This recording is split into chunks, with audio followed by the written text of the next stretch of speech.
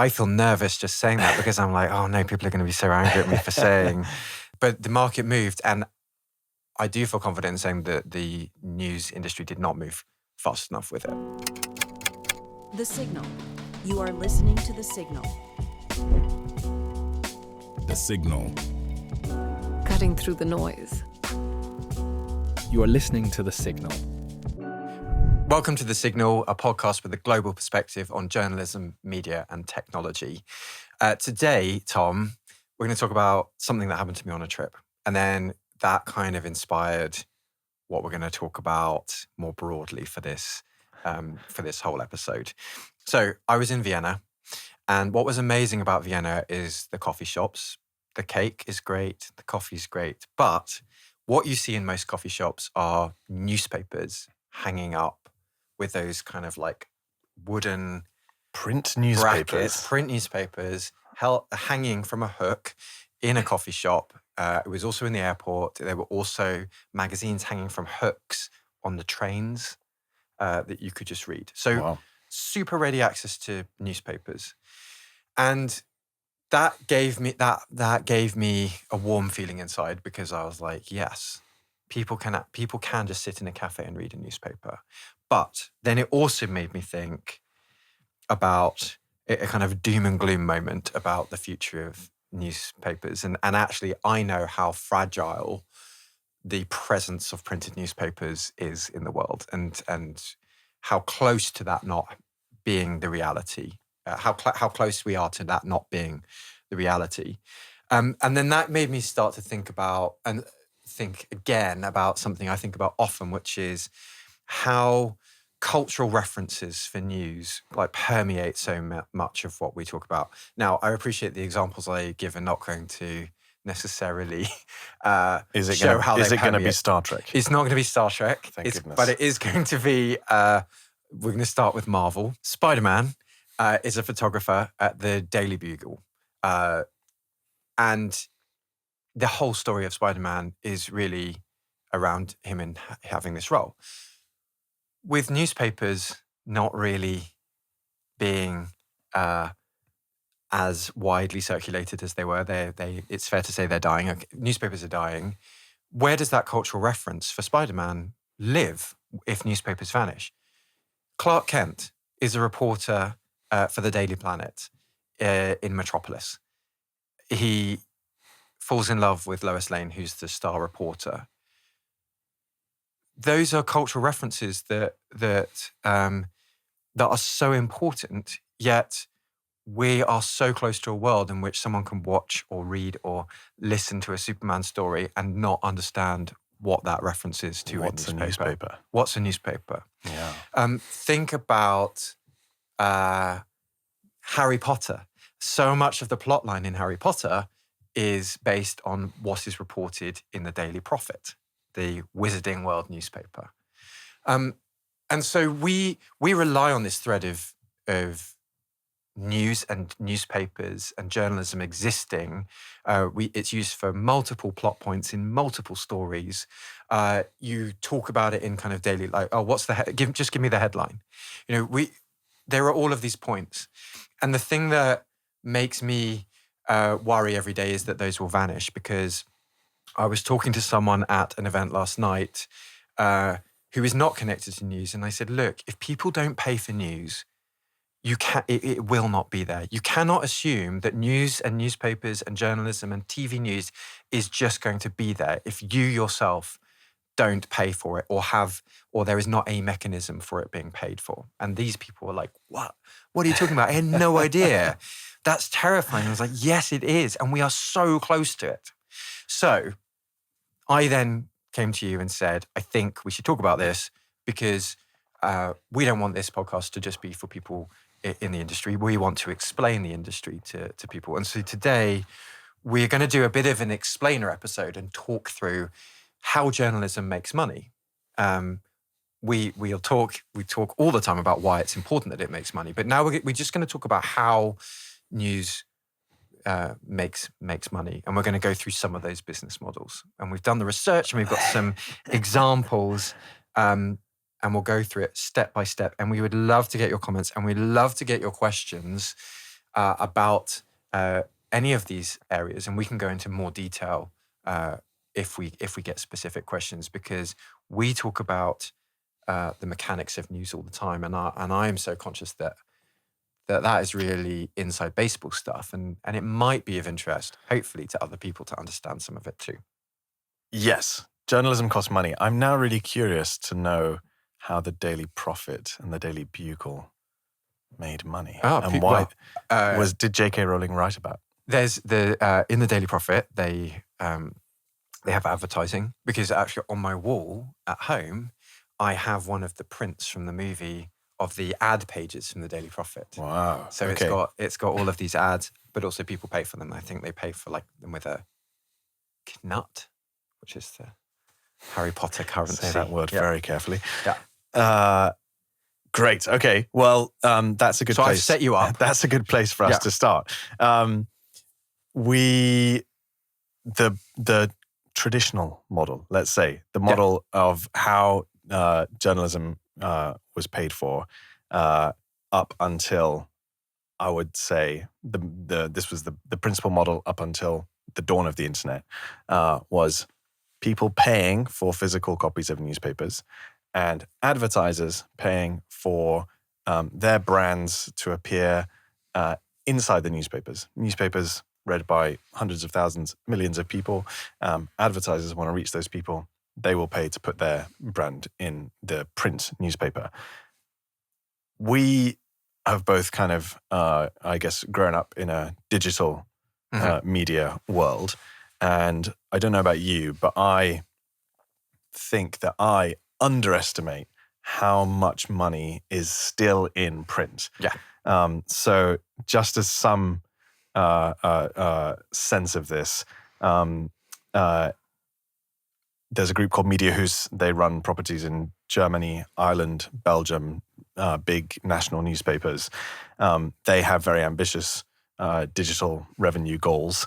But as of 2024, they were reporting that print still made up 70% of their income.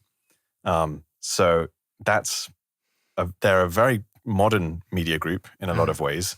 They're very, they're multinational. They're still getting a huge chunk of their income from print. Even if we think about someone like The Guardian, for whom digital revenue is now the bulk of their revenue, still 24.6% of their revenue last year was from print reader revenue. So that's people buying and subscribing to the print. So just reader revenue is a phrase that is thrown around all the time. Just say that one more time. So what when someone says reader revenue, what do they mean? They mean somebody paying for a either print physical copy of a newspaper or paying for a subscription to a digital newspaper or paying for a membership for a digital news product. So in summary, two ways that print newspapers make money: people paying for the actual physical copy and people paying to place ads in those papers. This has been in decline, but is still an important revenue source, even for very digitized markets. If we look at India, or you were in the Philippines a few weeks ago, their print remains really important, maybe a majority. Print, but also that advertising also did transfer to digital. So if you've got a news website where you're not being charged to look at that content or read that content, you are being served ads, and so you are. That is the model, that the way that those organizations afford to be able to produce that journalism is because they place ads on their pages. This is problematic then when when individuals install ad blockers on their sites because they're reading that journalism for free. There's no way for that journalism to be paid for if the ads are not being served. And some of the technology companies have created services which also kind of automatically stop ads as well, which takes that away. I often go into one of the things that I kind of do as a move that maybe annoys people is whenever I go and talk to journalism students, I say, right, who in this room pays for news? Quite a lot of people do not put their hands up. In fact, usually like one or two put their hands up. And then I say, who has ad blockers installed? And most people have ad blockers installed. You have ad blockers installed. Please But tell me pay for a lot. But you do pay for news.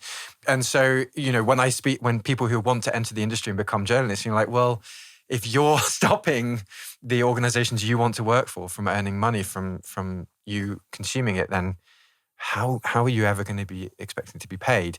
And I think people like regular consumers of news also don't really understand that if you block ads, you're limiting that organization's ability to make money to pay for the thing that you're looking at.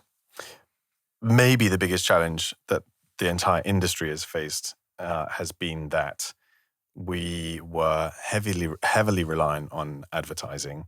And in that transition from print to digital advertising, some other people came along and set up some businesses, such as Facebook and Google and TikTok.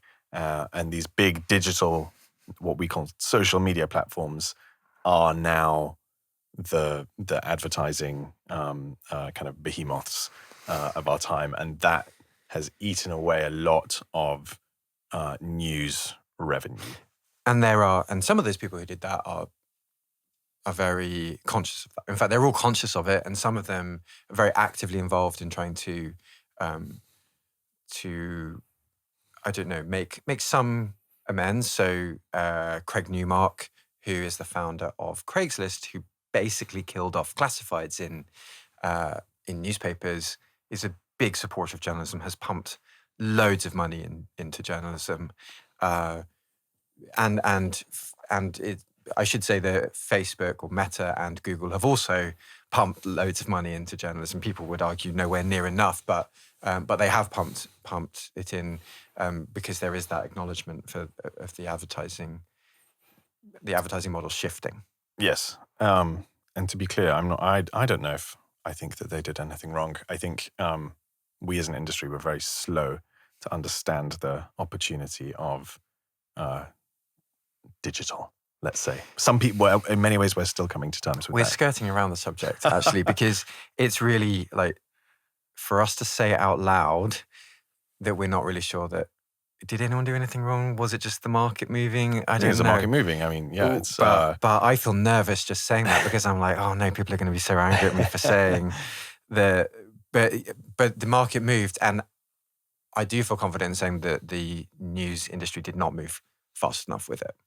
Yes, and someone came in and took that opportunity because the industry didn't move fast enough.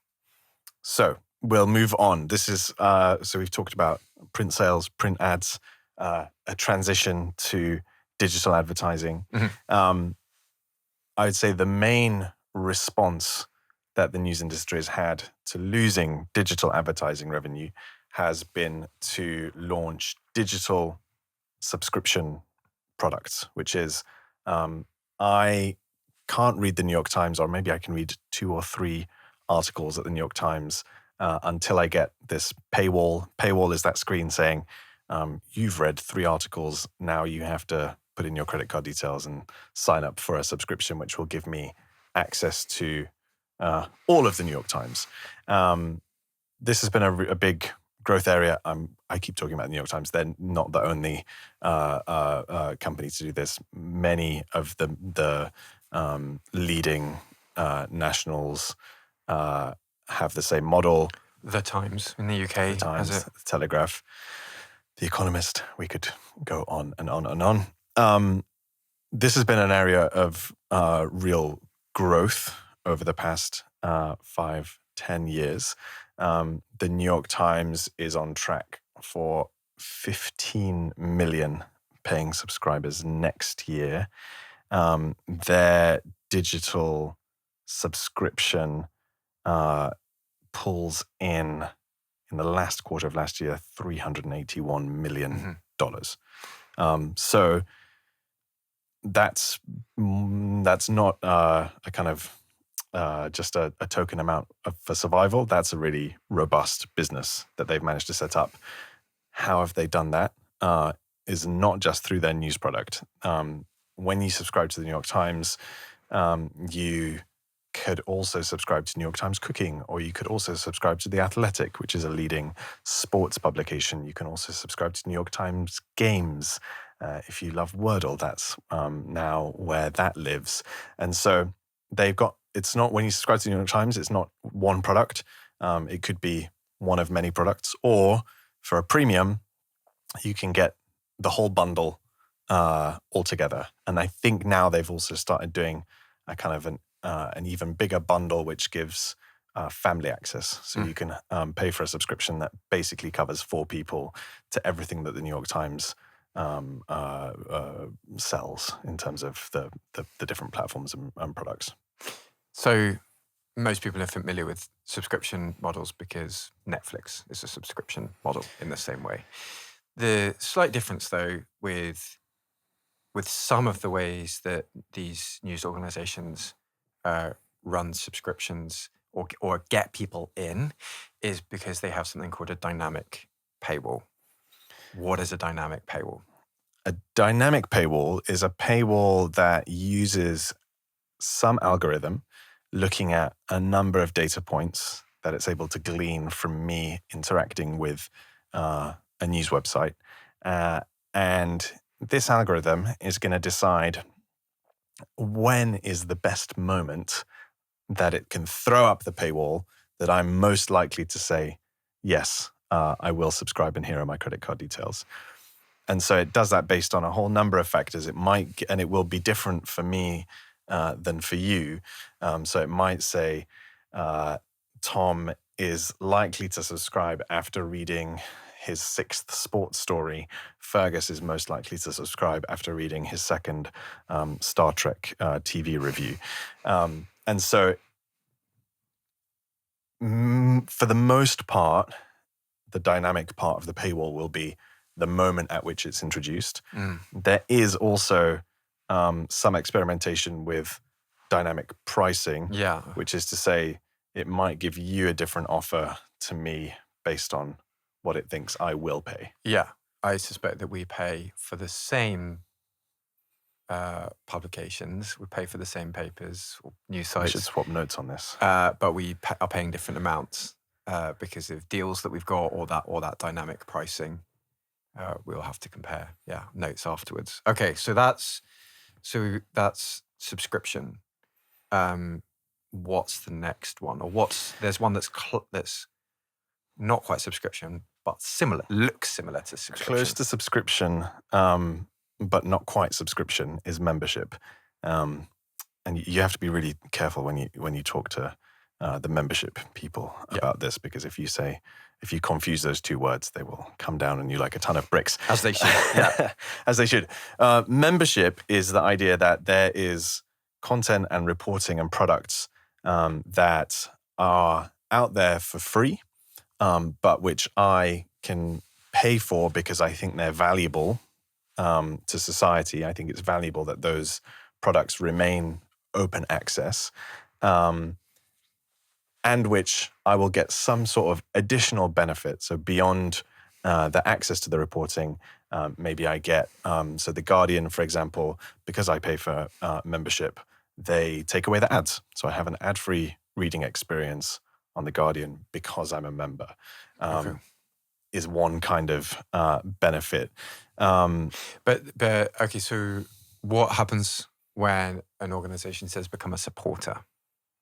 A supporter is a bit like membership. It's more ad hoc. Yeah, I would, if you're a newsroom asking for supporters, I would encourage you to think about a membership program. Yeah. Membership is the idea of I guess that there's some sort of shared identity. Supporter, it might be a kind of a one-off thing, I suppose, and maybe there's no additional benefit of kind of an ongoing membership. Who does it well? The Guardian doing it very well. I, for the past year or so, have been a member of a podcast called Empire Podcast, very interesting, with William Dalrymple and Anita Anand. It's basically a history podcast that is part of the Goalhanger stable of podcasts. Goalhanger produce The Rest is Politics, The Rest is Entertainment, The Rest is History. The Rest is History is their biggest show by far. They have The Rest is Football, The Rest is Classified. Others.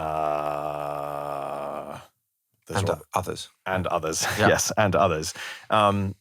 So they have brought the concept of membership to podcasting. As a member, a key feature is that I get ad-free listening.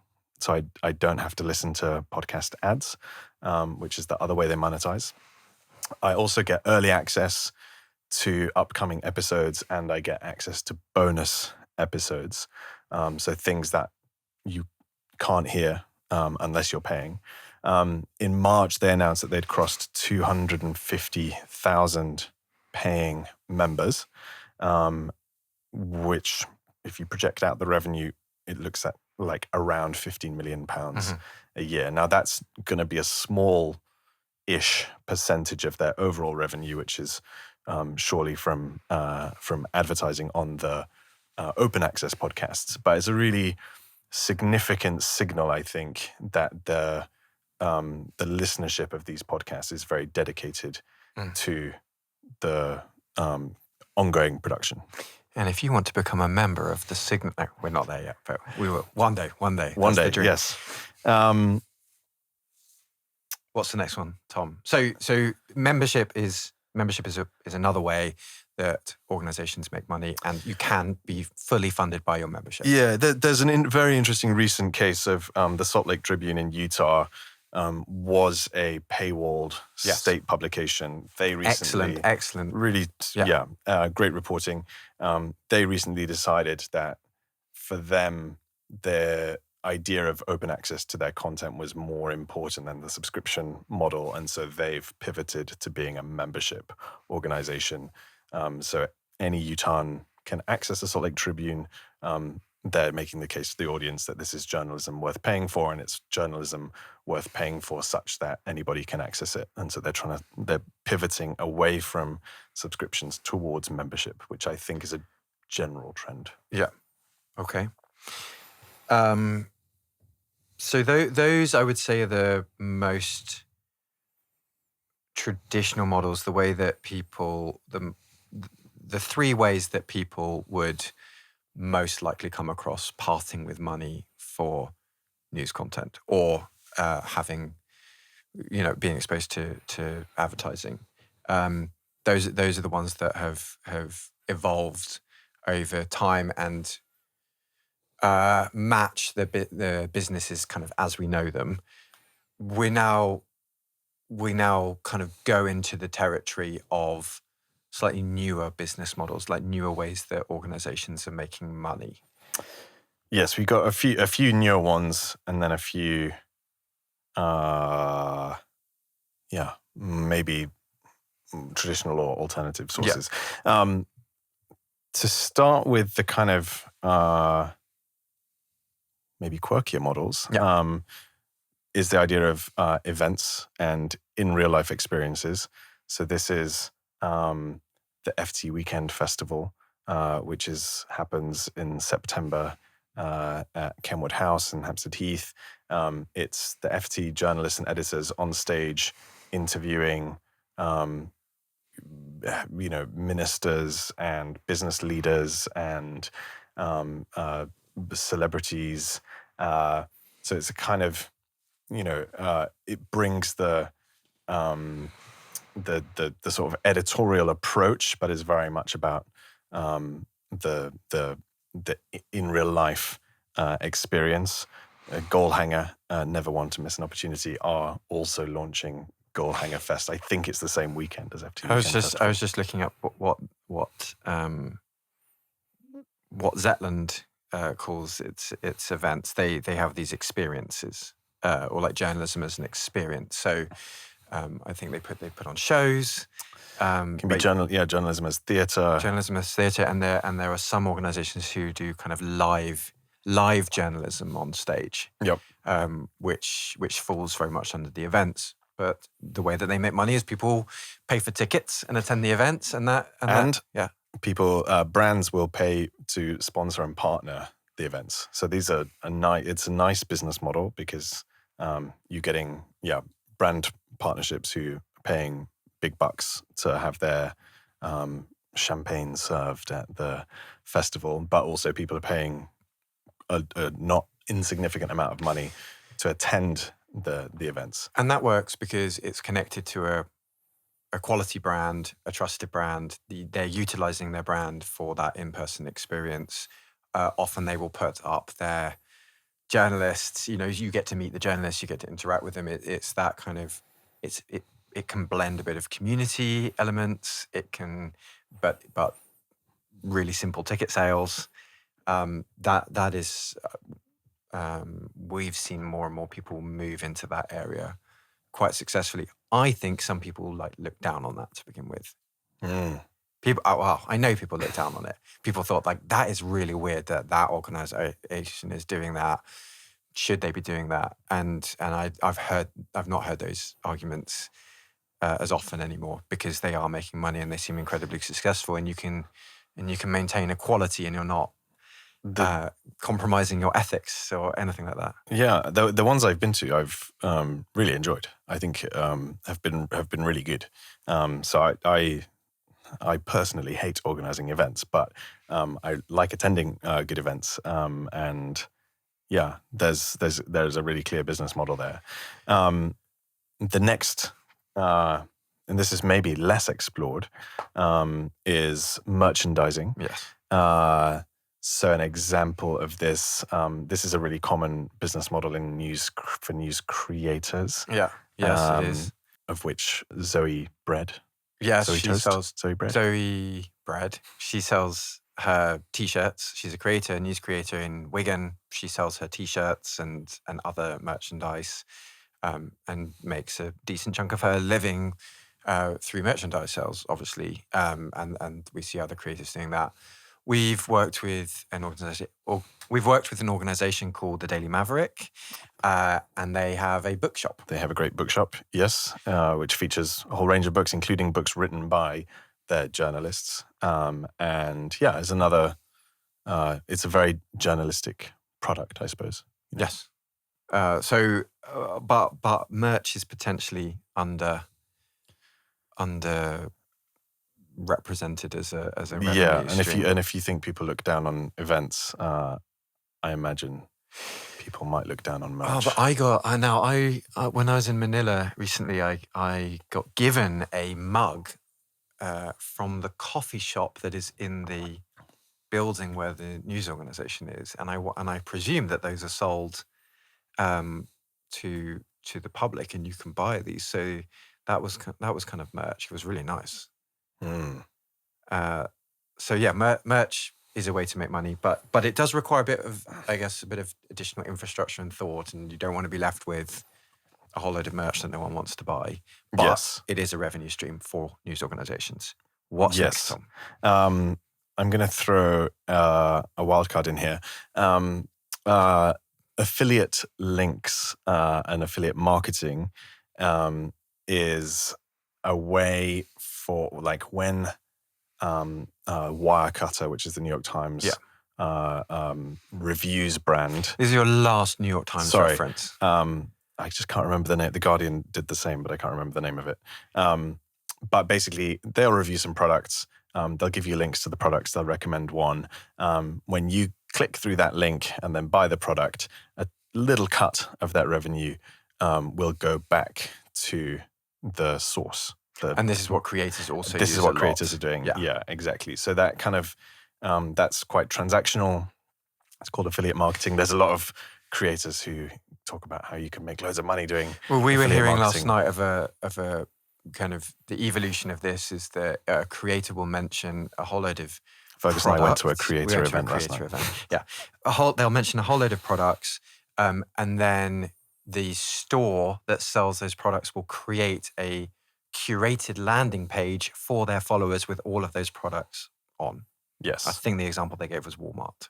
Yes, exactly. Walmart creators. So Walmart you'll get a bespoke shop front, and you'll have all of those things that you mentioned, and you will get a cut of the money if you make it. it's usually, sorry, if you buy it, it's usually these kind of listicles. So Yeah, like, yeah. here's the top 10 camping chairs. This is the one I get. The camping chairs for summer. Do you go for the overall best, or do you go for like best budget or best for road camping? Or I'll be like best for pro campers or I something. see. like Yeah, that. yeah, yeah. Okay, and so we talked about affiliate. That's affiliate links. Affiliate links. Affiliate links. What is then what's sponsored content? Because we've glossed over that. Sponsored content is a little bit. If you think of advertising as the banners and the things that annoy you about visiting a news website, or the things that annoy me about visiting a news website, and why I secretly use an ad blocker. Sponsored content is when brands pay newsrooms. Sometimes it's called partner content.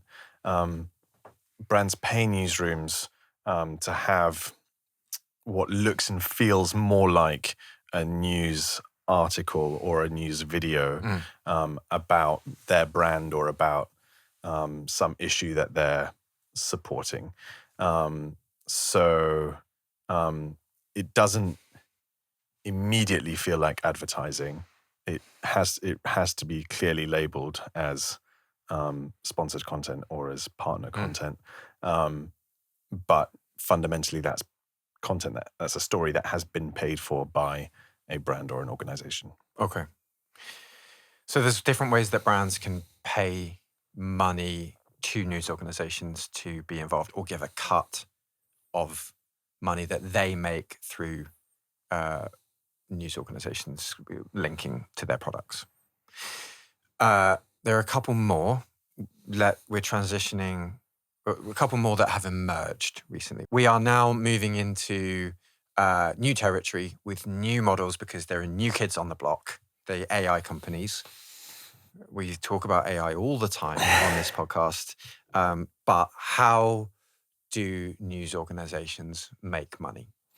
So AI companies need data for training models, and by models I mean things like ChatGPT or Gemini or Claude. To train those models and to get them to work, you need data. And then once you've trained a model, in order to make it relevant to the thing that you're asking it to do, you need access to more data. Yeah. And so the big platforms, OpenAI, Perplexity, Google, even Meta, who disappeared from news for a while but are back, have all signed deals mainly with bigger publishers and agencies that will combine some element of access to data for training or access to data for what's called inference, which is that kind of data recollection. There's a lot that we don't know about these deals, and this is one source of a little bit of uncertainty in the industry. We don't often hear the value of the deal, so what money is being paid for how long. We don't often hear what the terms of the deal are. Is it access to archives in perpetuity for training, or is it no access for training, only access for inference? And we don't see many or any deals going to local and smaller news publications. It's not a model. You can't say, this is what I'm going to decide to do and to create a revenue stream out of this, because you seemingly kind of have to be invited or approached in order to do this, because these platforms don't need it from everyone. They want it from specific organizations. So you have to wait for them to come to you and make an offer. You can't create that as a business model for yourself. So yes, it funds some journalism in some organizations, but it doesn't fund them. It doesn't fund everyone. We had this before.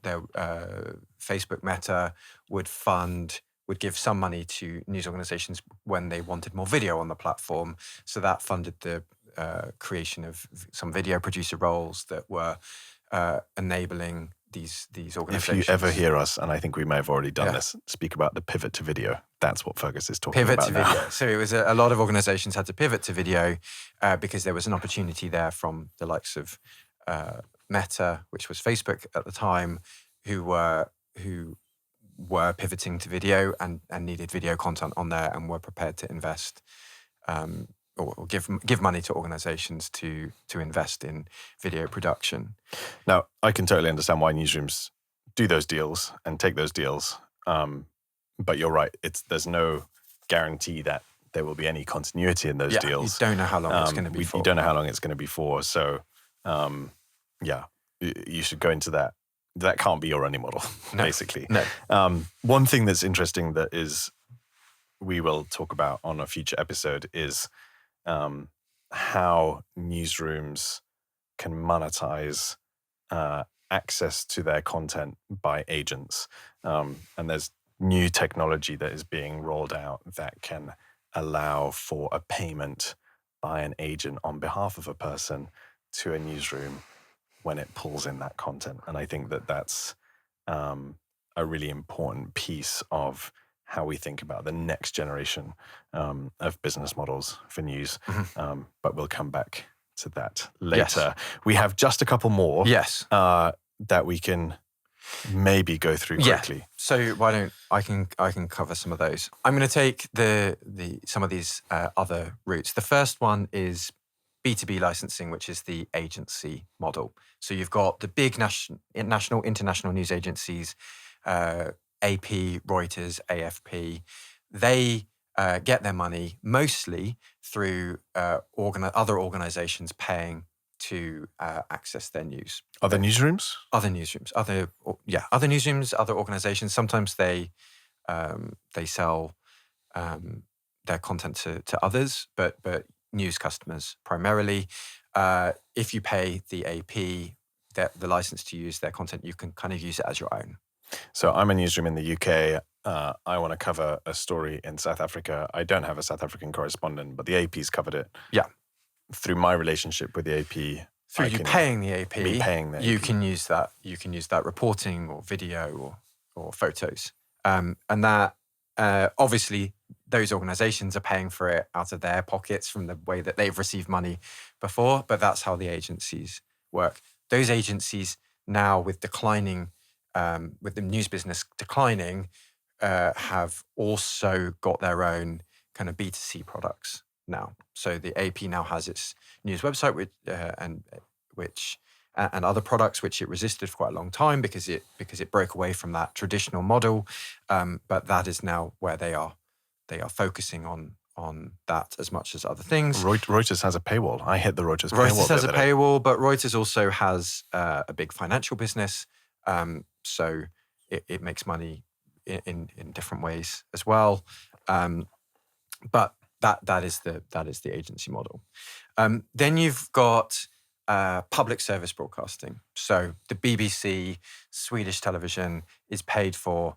It's a public service media and is paid for by the people who live in that country. So some combination of license fee, tax. Yes. And that is a model that that works, but is controversial and is often subject to the kind of political cycles, depending on which party's in power and the kind of appetite for funding that media. So that is. I wonder if this is why at least people in the UK have a really hard time imagining journalism not existing. It's because we're very lucky to have the BBC, Yes. who do a tremendous amount of national, global, local reporting and journalism, and it's such an institution. It's really it's not it's always under some sort of threat. The license fee model is not kind of one that's set in stone in perpetuity. And some countries have referendums over whether they want to keep the license fee. They had that in Switzerland. So yeah, it's always up in the air, but it is a solid path for funding. It's a solid path for funding when it's solid, and then when it's not a solid path. And then the final way that news is paid for is the kind of non-profit and philanthropy world. So in the US, journalism non-profits are very popular. There are a lot of journalism organizations that have non-profit status. If you're in the news industry, you may hear people referring to 501c3s.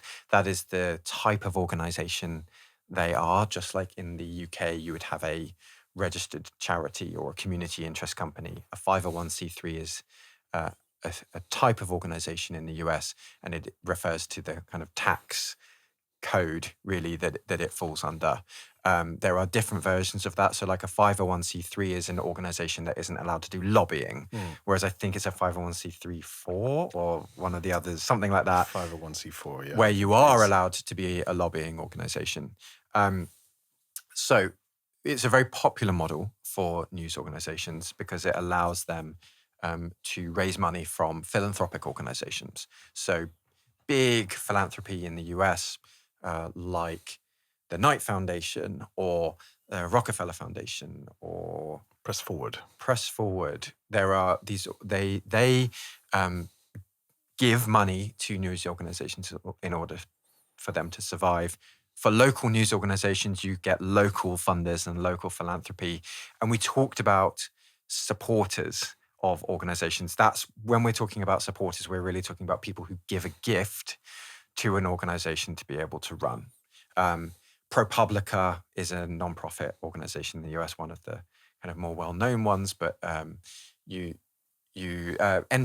is a nonprofit, but it is a slight hybrid because it gets some money from government as well. I don't think it does anymore. But okay, yeah. It might be pure. But and they will do fundraising drives in order to do this, but then they don't have to pay the tax on it because there's the because they're non-profit, they're exempt from paying corporation tax, which a regular business would pay.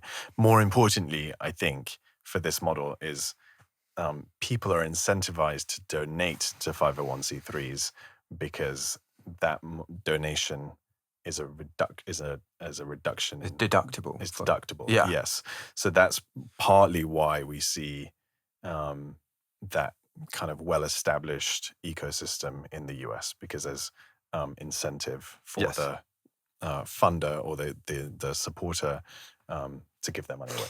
There's a lot of misconceptions about nonprofits, especially. I'll talk about the US because that is where most of the rest of the journalism world looks to nonprofits, because that's where they're most prevalent. Nonprofit 501c3 doesn't. While most of them are mission driven, they tend to be mission driven because those are the people that set them up and make them nonprofit. But you can be a mission driven journalism organization like a US nonprofit without being a nonprofit. Yes. So it's not that you don't just have to be mission driven. It's not a situation where you can only be mission driven if you are a nonprofit. You are absolutely allowed to be mission driven no matter what you do. As a nonprofit, you are also allowed to make money. Correct. Which is also we're a nonprofit or they're a nonprofit, they can't do that, or we're a nonprofit, we shouldn't do that. You can absolutely make money. It just means it doesn't go into anyone's one person's pocket. Yes, it doesn't. There's no equity that accrues any value. It has to go back into the work of the nonprofit. But you absolutely should make money. You can charge for your journalism. You can charge for events. You can have people who become members, and And that is sometimes a little that blows my mind sometimes, because you hear people saying, "Well, we're a nonprofit or they're a nonprofit. They can't charge for the journalism." In quite a lot of cases, you can.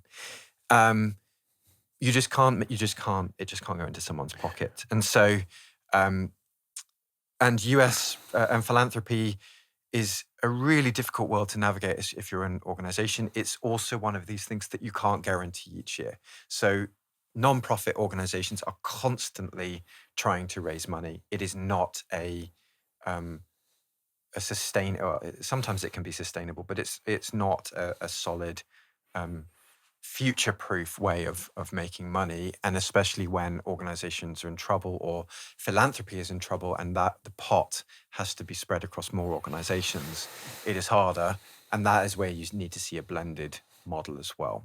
Yes, and actually one of the things that's happening in the US right now is there's a lot of uncertainty about what the Trump regime, the Trump government will do with the 501c3 status. And so that's creating a lot of uncertainty on the philanthropy side as well as on the organization side of is this model going to continue? So we've covered all the different ways that we can think of that that news is paid for and news exists. Have we covered them all? I think we've covered them all. I think I just wanted to say that almost never is there only one of these models in play. Yeah. Most news organizations in 2026 have some combination of ads, whether print or digital, subscription or membership, so people paying for content, maybe deals with platforms, often some sort of experiential in real life events business, maybe merchandising or some sort of affiliate link. And that's really the only way to build a kind of sustainable and robust media business in 2026. And we've talked a lot about, this whole discussion has been about news organizations making money. But it is also really important to point out that most of these news organizations are not rolling in money. This is how they bring what they can in, but they are not raking it in. Journalism is expensive to make. Yes. To do. If you have a big global news organization, you are looking, like the big names, you are looking at hundreds of millions of dollars worth of cost in order to produce that news for your audiences or for your customers. It is expensive to go to difficult places to uncover difficult stories. It's difficult to keep up with a daily news cycle. When we talk about that kind of deeper reporting that can take months, you have a reporter who's out of action, or not out of action, but they are deeply working on a story that they hope will have impact and hold power to account. There is technology, if you're a broadcaster, that you have to use in order to get the news out. It costs a lot of money. Do you know, paper is really expensive right now. And so if you're a print publication, you're paying a lot more for actually the physical paper that you used to, than you used to. So all this is to say that, yes, that we've talked about the ways that organizations make money. They are not making enough money because not enough people are paying for news in various ways, and that includes advertisers are not paying for it. The platforms are not paying, enough to news organizations to make it a sustainable path forward. None of these by themselves are enough, and so that is why the conversation about new business models for the industry is so important and so essential now, and requires a different way of thinking. It strikes me, as we've talked about the evolution of those models, that even while we've been in this business, that actually makes me slightly more hopeful that the industry is actually looking to these new models, and we will do our best to uncover and kind of think about those models as they start to come to light. Thanks for listening to this episode of The Signal. Remember to subscribe to us wherever you get your podcast and leave us a comment so that we know what you want to hear in future episodes.